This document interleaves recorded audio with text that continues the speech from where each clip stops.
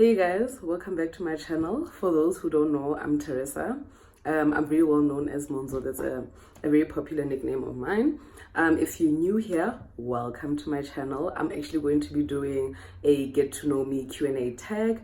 So I'm really excited for you to be here, and let's get into the questions. I have a few questions, well rather I actually have a lot of questions, but I don't think I'm going to get through all of them, so I'll just try. I'll try to do my best. First question. I actually don't know if I should expose y'all. Okay, never mind. I'm not going to do that, but I'll just say what the question is, and I won't mention names. I would say passionate. I consider myself a very passionate human being, and I try to do what I'm passionate about, despite just the day-to-day things that we have to do, like go to work, things like that. I try to incorporate a lot of my passions in my life just so that I can have that balance. It helps me cope. The reason why I actually ended up falling in love with makeup is because I used to have acne, like high school. Like I used to have acne like nobody's business. Actually, in my family, like my mom and my dad, actually growing up used to have acne. My brother had acne, so it was a thing.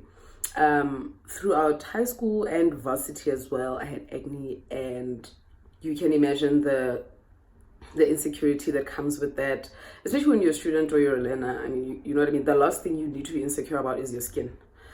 So I ended up, well, I started off like Theresia, you know, like just busy on my brows. Next thing you know, I started learning how to put on foundation just to disguise, and then next thing you know, I just started watching YouTube videos. I just self-taught myself how to do makeup. One thing I will say that makeup sort of helped me with, like every other day, is that it gave me confidence. So on the days that I needed that extra push, like makeup would do that for me. And I think now when I actually decided to go on the treatment, I had to learn to love myself, because at that point I couldn't wear makeup. I couldn't put chemicals on my hair. I couldn't do anything. So you can imagine how hard it is when, one, you can't put on makeup, and two, you have to cut your hair. I'm from the Val in Sebokeng, Zone 14.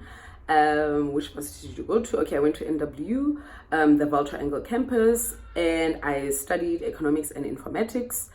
And why did you study that?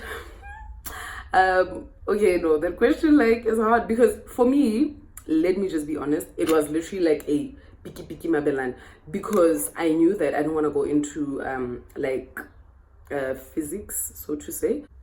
And my high school subjects were, like, I'm not going to talk about the other ones, like pure math, physics, accounting, business studies. So when I applied at NW, I actually applied for accounting and informatics, because I didn't want to do straight accounting. I didn't really like it, so I was just like, let me just try find something that has accounting, because I have an accounting background, and then we'll figure out what that other informatics thing is.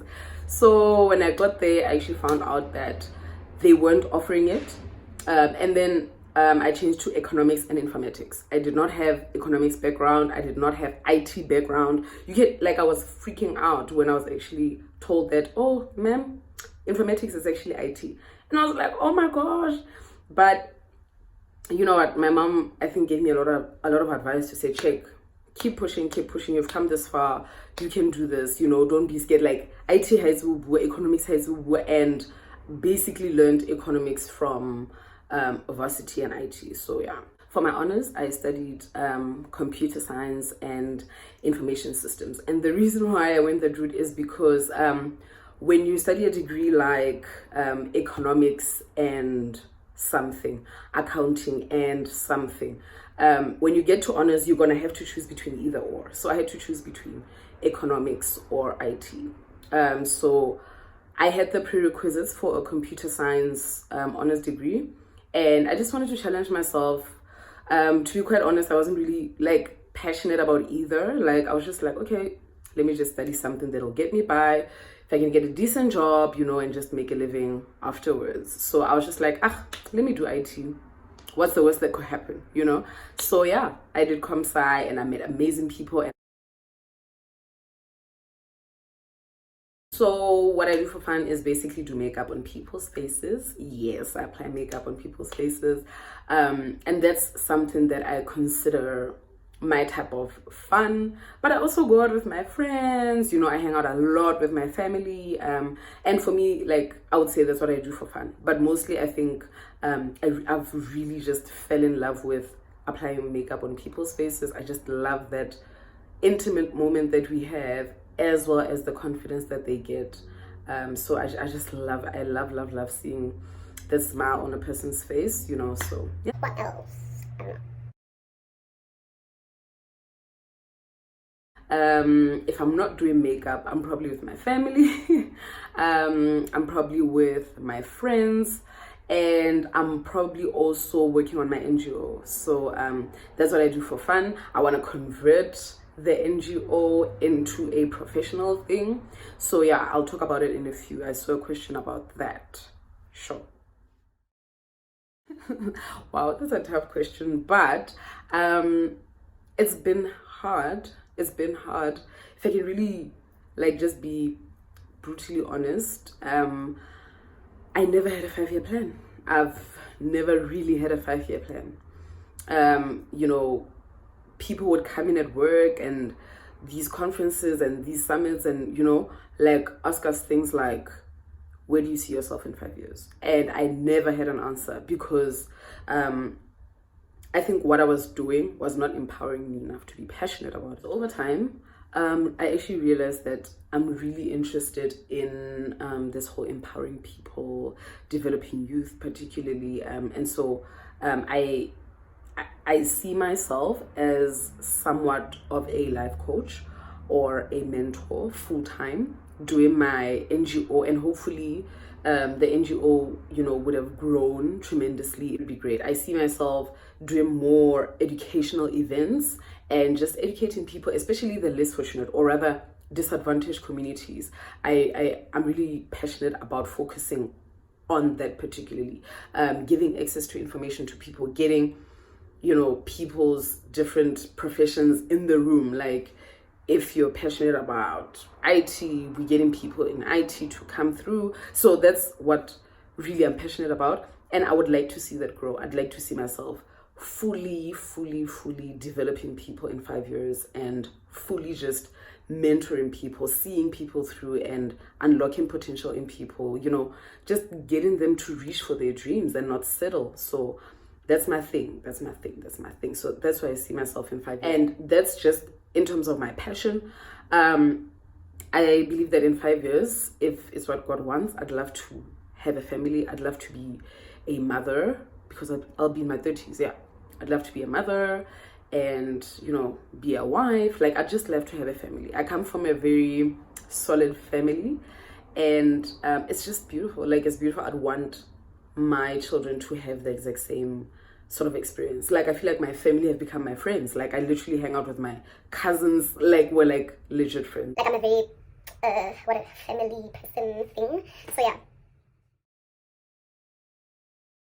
I think what actually really keeps me up at night is that, are people actually able to reach for their dreams? Are people actually able to go and pursue what they genuinely just want to do or enjoy doing, and do it full time? Those are the types of thoughts that I have, to say, are people doing the things that they have a reason to wake up for? And I think that's why some of us millennials are sometimes unhappy in the other things that we do, because we're not fulfilled. And I think above all else, it's okay to be, we had one of the speakers at the career day, and he was saying that he's an educator by profession, but above all else, he's an aspiring entrepreneur. So he's doing what really fulfills him. I wonder if people are digging deep as to what is it that I really like, what are my strengths. So like, if we can get people or youth to rather get to a point where they can identify what they enjoy doing every day, what their strengths are, what they're passionate about, package that into a career of some sort, then maybe people won't be like so demotivated, maybe people will actually start being empowered and just wanting to do better and just pushing boundaries, you know. So that's my thing. Yeah.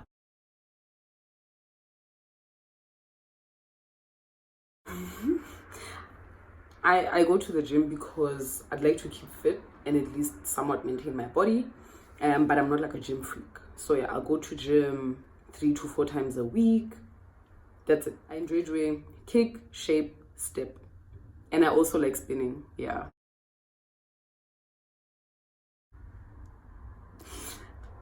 Wow. I am. I somewhat am. I was actually saying this on my radio interview actually about 2-3 weeks ago, saying that if it wasn't for my strict mom, my friends know this, like my mom was very strict. If it wasn't for my strict mom, I don't think I'd be where I am today. In fact, I don't think it is a fact I wouldn't be where I am today. I think if I wasn't scared of my mom, I wouldn't have achieved half of the things that I achieved. I feel like it's because I think it was good fear, you know, just like how you fear God. It's exactly how I feared my parents, to say, check, I respect you, this is not my house, and you know, you buy me the food, you buy me this bed, you provide for me, you take me to school, so the least I can do is respect you. And it was very hard growing up because you're so naive and you're just like, wow, I can't be like a cool kid and stuff. But ultimately, about just being scared of my mom is that I remember at one point when I was about to enroll for varsity and things like that, and I realized that this course, like economics, was hard and she was the one who was always saying to me, woman, don't be negative like that, Babo. And I think me being scared of disappointing her pushed me even further. And I think you just have to understand your parents. I understood that my mom was very strict. She needed order. You know what I mean? She needed order. Like,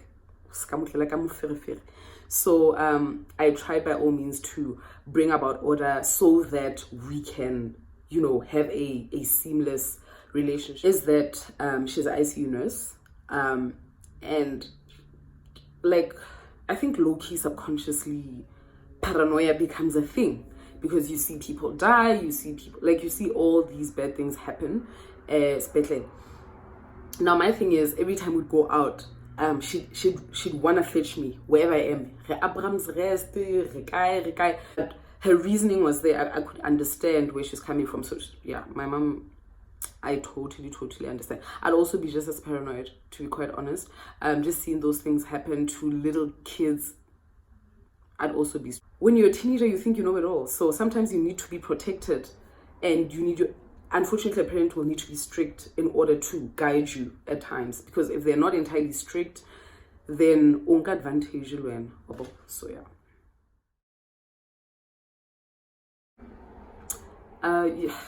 Geez, I've just been through the most, like, faith-wise, and some of my friends would know this, like, I come from, I guess, a background of fearing God, and fearing God in a sense that I never really got to learn his full character.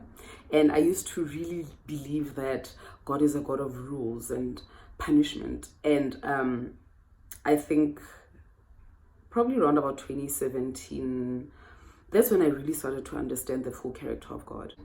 I am thankful that God was with me throughout, because had he actually not like gone to constantly fetch me, I don't think I'd be here today. So like the thought of praying, the thought of listening to worship music, trust me, like,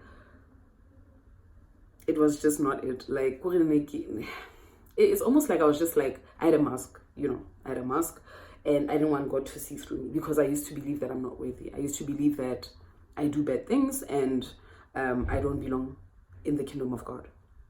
And so I think over time, you know, just going to visit, you know, other church branches and so on, and just like being around people that also have faith, like some of my friends who are ministers, like that has helped me a lot. So it's been a tough journey, very rough. I never really understood God's love.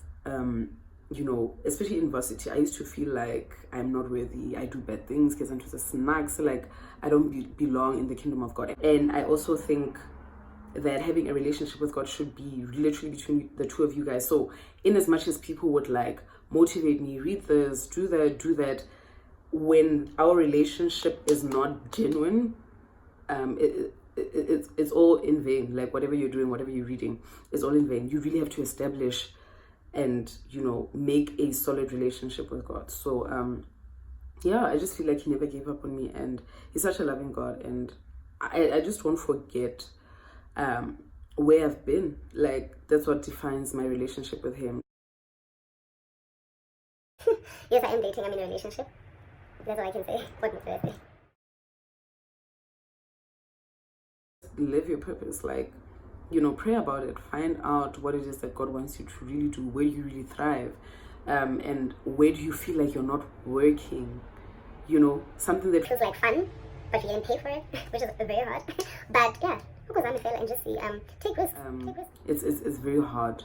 Obviously, I'm saying this, but Lena self like young sometimes. But you have to pursue what you love. You have to have a reason to wake up in the morning. How until actually going to, like, for example, going to work and doing something that you don't enjoy. So find what you love wherever space that you're in and actually pursue that.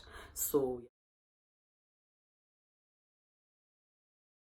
I'm very new to YouTube and I can't comment much on revenue. Like, I'm not really getting paid. I literally, this is like my third video, so I don't really know enough, so I don't want to give you like false information over here.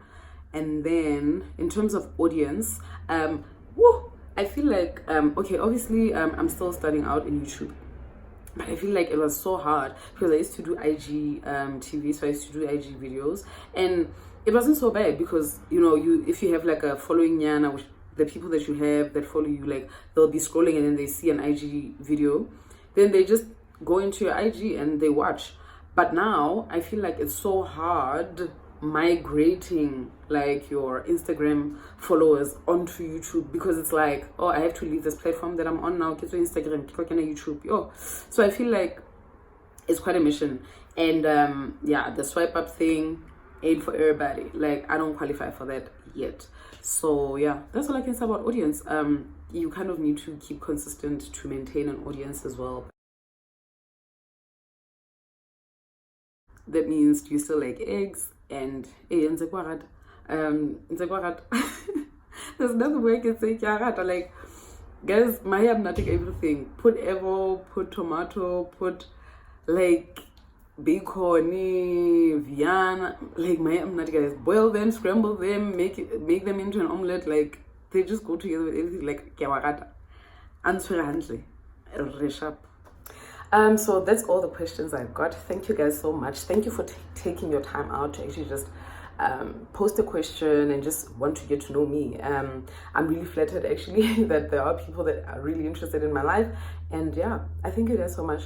Yeah, please subscribe. What did I forget? Notification bell, comment, like, tell me what you'd like to see next as well. And yeah, I'll see you next time.